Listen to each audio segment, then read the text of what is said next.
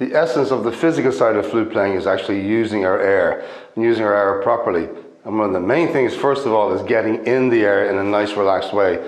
Of course, keep your chest and your shoulders and everything really nice and relaxed, but also think of where you're breathing into. And I always get my students to think of breathing right into the back. That is where the actual largest amount of the lung area is. So by exhaling and holding your breath,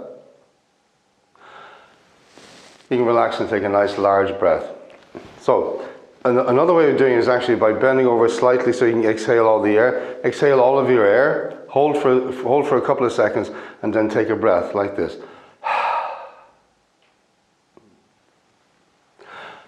And then release. Now when you release, of course, hold the air for as long as possible. If you can hold for 10 or 12 seconds without taking a breath, that's great.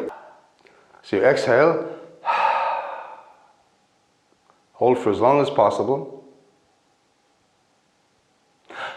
and drop your jaw, and you feel all of this filling up. The way I teach breathing is actually, hopefully in the most natural way possible. Now, when you've actually got this going, you're taking in a nice amount of air, then we have to look at the way that we're using air. And this is a great exercise that I got from Ronnie Dunn, who was one of our top teachers in the academy, who just celebrated her 91st birthday. Yes, her 91st birthday, and she's still going strong. So it's the notion of hot air and cold air. So we just put the hand in front of the face and blow hard. The air will be coldish.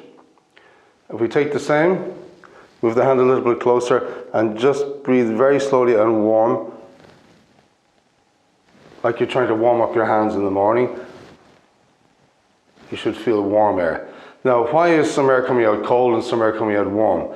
Well, the fact is the air that's coming out warm is coming up slowly from the lungs, and this is really the main sort of system of breath support that we use. So one exercise is to take your hand and breathe against it for as long as you can. And after about 10 or 12 seconds, you should notice a feeling down here. You know, I won't tell you exactly what you should feel, but I will tell you that you should feel more towards the sides. So when you do all of this, this will actually bring your attention to what muscles you use for breath support. But remember, this is, again, not an automatic exercise. Doing it won't increase your breath support. You must actively copy the feeling you have, particularly when you're getting to the 10 or 12 seconds here. So following on from this warm air and cold air, we can actually use whispering as well as a way to activate down here. So for example, if you just say something in a loud whisper, "Hello, how are you?" you will find something down here is actually tensing up. Again, this is the idea. This is the way to use this without talking about too much detail. And I actually don't believe that we should actually be talking too much about the diaphragm. The diaphragm is mainly used to draw in the air. After that, the air is put under pressure from muscles around here. So when you get used to whispering and all this warm air and cold air, we can put all this to practice again by coming back to the notion of playing melodies. Pick a simple key, again F major. I do know other keys, but it's my favorite. What I'm going to do now at F major, I'm going to play each grouping as long as possible, pause at the end, and then take a quick breath, or a deep breath.